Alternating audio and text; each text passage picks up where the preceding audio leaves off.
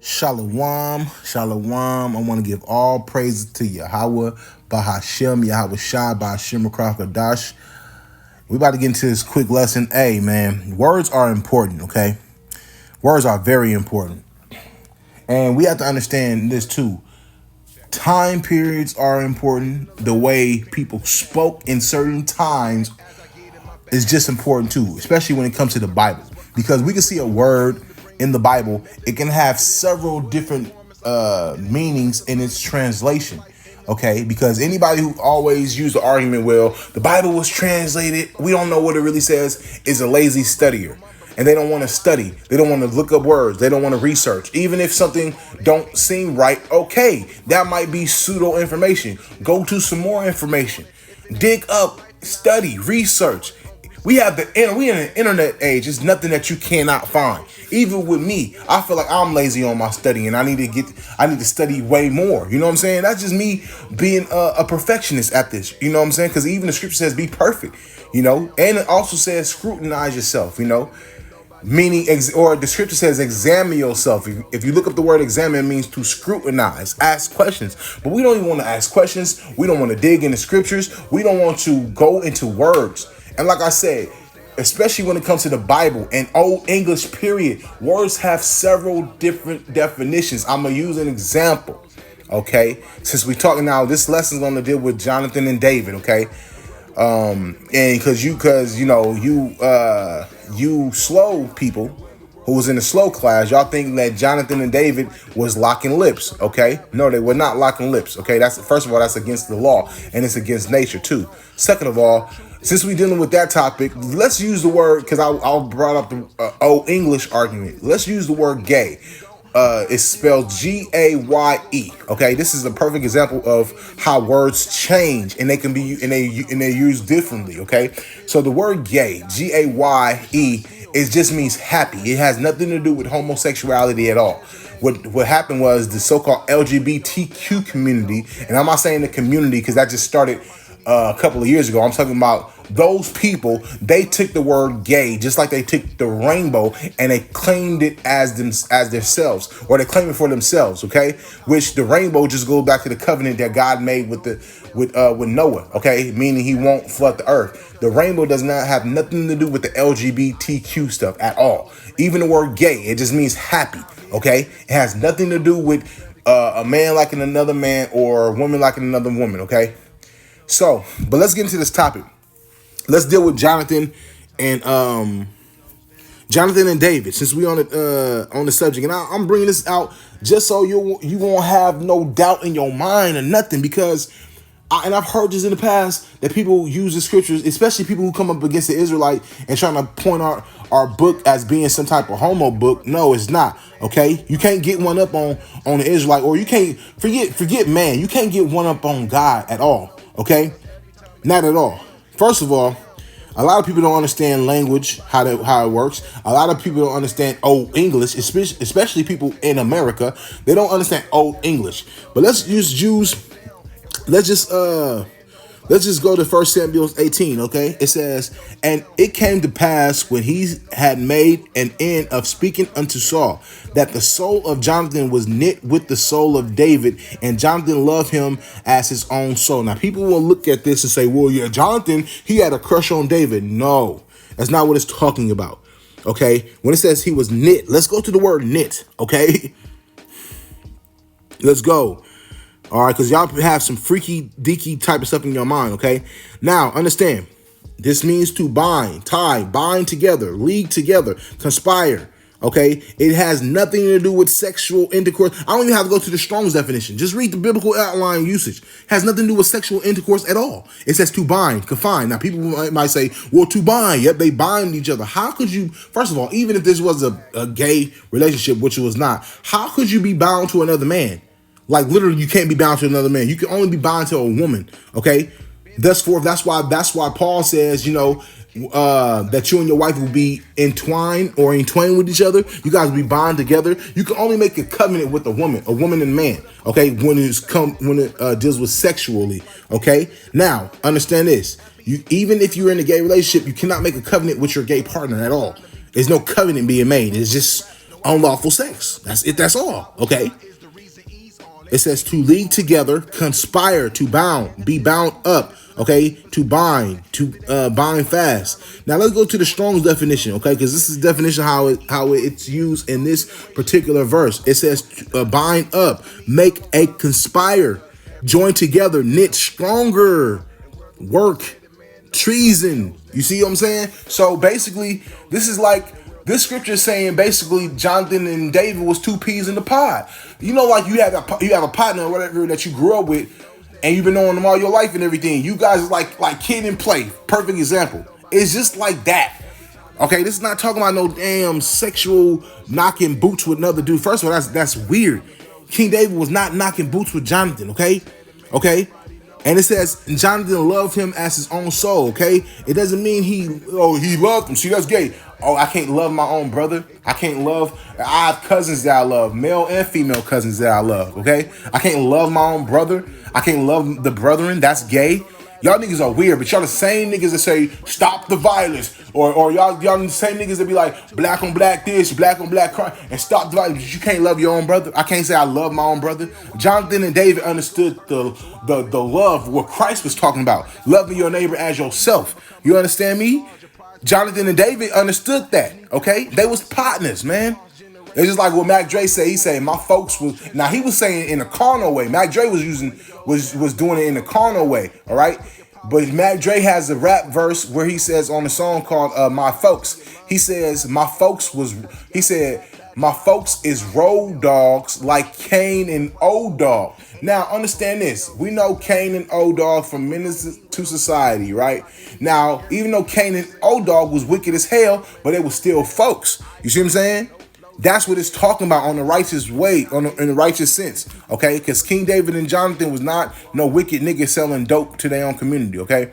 It says, and Saul took him that day and would let him go no more home to his father's house. Then Jonathan and David made a covenant because he loved him as his own soul. Now, this covenant, it just means a promise or a pact, basically, not a promise, a pact, okay?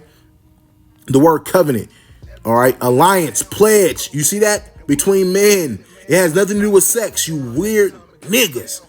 Okay? A covenant, alliance, pledge. This is only the biblical outline usage. Let's go to the Strong's because we understand this, and I always have to dwell on this point. When it says outline biblical usage, for those who know how to use a dictionary.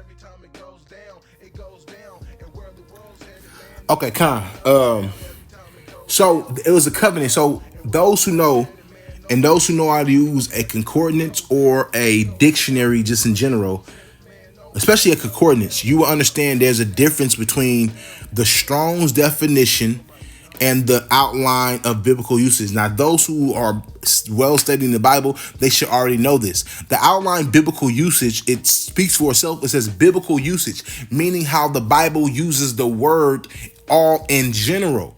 There's a difference between the outline biblical usage and the Strong's definition. The Strong's definition is how this verse is using it in particular. Okay, so it says a compact because made by passing between pieces of flesh, confederacy, federate, covenant, league. Okay, that's what it's saying. Okay, it's basically a compact. All right, that's what he's saying. He made a covenant with David. He didn't. I'm not lay down with King David, man. That's some weird shit. Okay, excuse my French, but I had to get vulgar on you, motherfuckers, man. It says in Saul. Okay, it says and Jonathan and David made a covenant because he loved him as his own soul. Okay, meaning they was brothers. Now here's the part where niggas get weird. And Jonathan stripped himself of the robe. See, Jonathan took off his robe right in front of David. Let's continue reading. It says that was upon him and gave it to David and his garment, even to his sword. Now, get your mind that together. It's talking about a literal sword, a weapon that is used in war, okay? And to his bow and his girdle. So Jonathan was equipping David with weapons. That's what he was doing. He was giving him his weapon, okay? And David went out whithersoever Saul sent him and behaved himself wisely. Okay? Because you have to understand, war was strategic back then. There was no pussy ass weapons like guns and bombs and shit. No, you had to get up on the motherfucker and kill him, man. We were warriors. We came from a warrior class, man. And it's not like what they show you in these damn Greek and Roman movies and shit. We didn't wear those type of clothes, man. We had warrior garments. When Jonathan gave David his robe, that was honor to do that for your brethren. Even the scripture says, "Why would you lay down your life for your brethren?" I think that's Christ, right? Okay, it says, and gave it to David and his garment, meaning he was giving him his clothes, man. Okay, to war, not on no freaky shit, bro. Even to his sword, his literal sword. Not talking about a penis, you niggas. Cause I already know how you niggas go. I was like, he gave him his sword, ha ha ha, trying to make a joke. Let's go. Sword, knife, tools for cutting. Okay, a dagger, bruh. Look at that. Mattock, sword, tool, as a knife, sword, or other sharp implements. This have nothing to do with sex, you weird niggas. And Saul set him over the men of war because David, notice David behaved wisely. Even when King David had Saul in the cave, he spared Saul's life, and Saul called him more compassionate than him. But King David was also wise. That's why it says he behaved himself wisely, and Saul set him over the men of war. Because what does the Lord say? He said, what did God say? What did the scripture says? That's Exodus, right? The Lord is a man of war. War is strategic. War is just not dropping bombs and shit like that, like what the white men do. Yeah, he wars, but the white man is just like, you know, the Edomites. They live by the. I say this, and I'm gonna get back to the topic. The Edomites use war like this because this is how the Edomites think all in general. They're born to be wild, just like that song, okay? I forgot who sings that song, that born to be wild. That's the Esau. That's why he wars the way he does. But the Most High, he's more strategic. You see what I'm saying? And his warriors, such as King David, you understand me, was wise, okay? That's why he says he behaved himself wisely. And Saul, okay, set him over the men of war. And he was accepted in the sight of all the people and also in the sight of Saul's servants. So this has nothing to do with sex at all, man. This is just a covenant, okay? That they're basically the Most High is setting up King David to be king of Israel, man. That's it. That's all. Now let's go to chapter 20. Because everybody don't understand Old English, okay? And that's why I used the example earlier in the video. So you niggas can understand. 1 Samuel chapter 20 and verse 41. I'm going to close it out. It says, and as soon as the lad was gone, David arose out of a place toward the south and fell on his face to the ground and bowed himself 3 times. And they kissed one another and wept one with another until David exceeded, right? This is Johnathan and David again. Let me read 39. 39. This is 1 Samuel 20, 39, 40, and 41.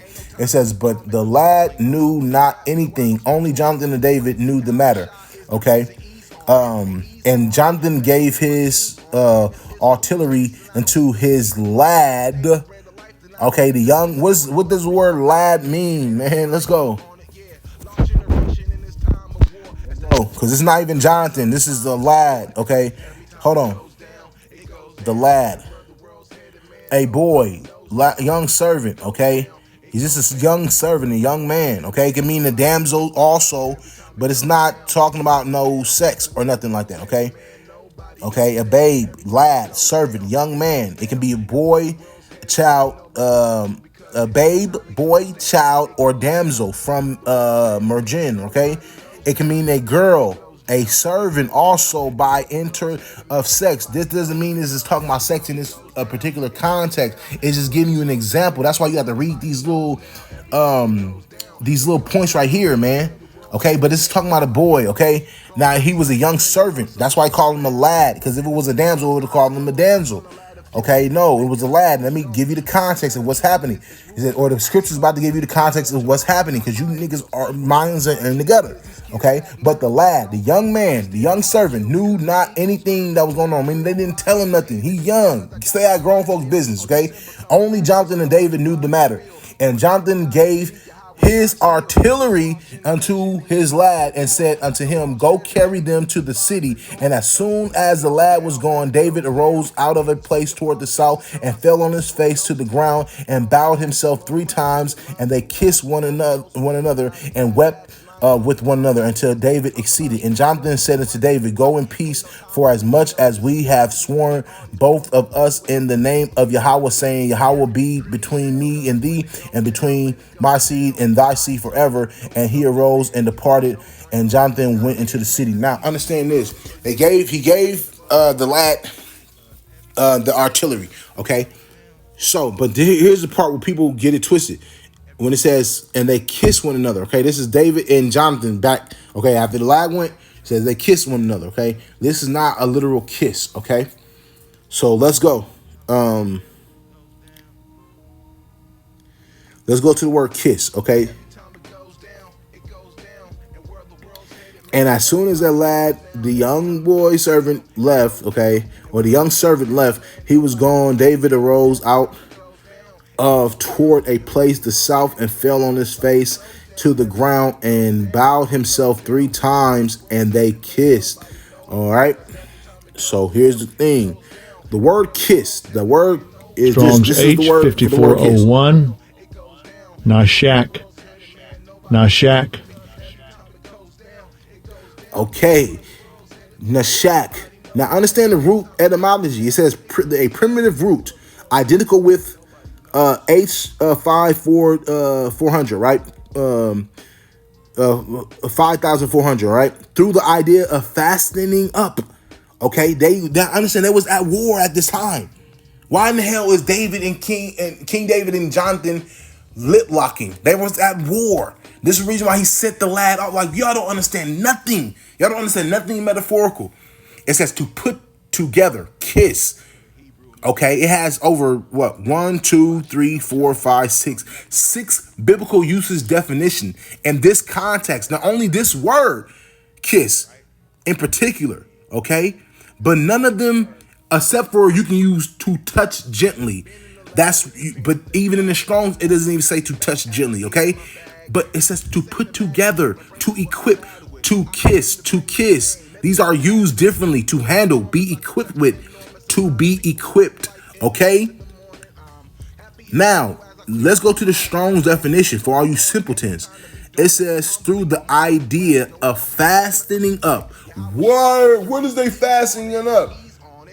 Equipment. He's going to war. This is literally how it's basically Jonathan was checking up. Slacky. King David and Jonathan was checking on each other like, do you have your sword? Do you have your shield? Cool. That is a figuratively form of kiss, okay? You dummies. Meaning, like, let's just say if y'all street niggas, or let's say you have a gang or whatever, okay? I'm not trying to get on street niggas. Let's say if you run with a gang, okay? If you want to run with a fucking gang and a general that's smart, you're gonna make sure all your soldiers is equipped with their weapons, okay? That's literally what King David and Jonathan is doing, making sure you're equipped with the weapons. And here is using kiss because it's old English, it's metaphorical, okay? To kiss, literally or figuratively, because niggas stop at literally and say, look, it's literal kiss. No, nigga, touch. Also as mode of attachment, to equip with weapons, you niggas. It says to equip with weapons. Has nothing to do with knocking boots or kissing or locking lips. Armed. Men rule kiss that touched. It doesn't have nothing to do with nothing sexual. Okay? It says, and Jonathan said to David, go in peace. For as much as we have sworn both of us in the name of Yahweh, saying, the Lord be between me and thee, and between my seed and thy seed forever. Basically, that covenant, that friendship between my children and your children. That's what it's talking about. Because man cannot exchange seed amongst each other. Even if they was having gay sex, which they wasn't, they cannot exchange seed amongst each other, okay? And I'm sorry I have to go this detail, but y'all niggas are weird, bro. It says, and he arose and departed, and Jonathan went into the city. Okay? So this is dealing with war, man. And basically the covenant that Jonathan and David made with each other. Basically, they was 2 peas in a pie, man. It was partners, man. Real talk.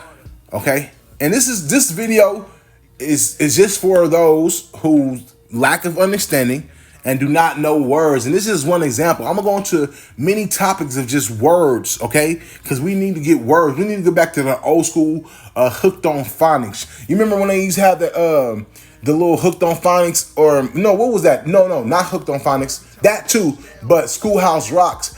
Schoolhouse Rock, when they had the little songs like Conjunction Junction, what's your function? We need to get back to shit like that, man. We need to get back to just like elementary learning, man.